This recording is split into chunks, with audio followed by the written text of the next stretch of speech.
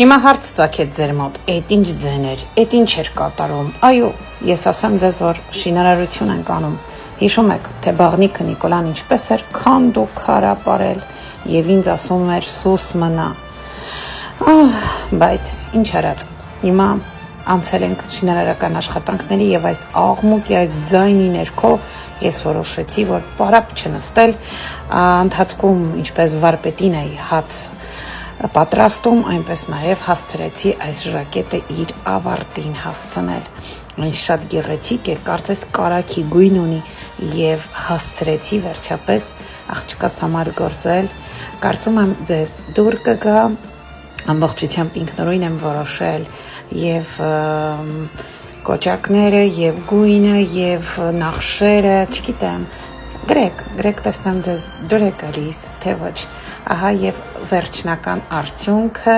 արդեն կոճակները կարված, ետևի տեսարանը չնայեք, որովհետև խառնաշ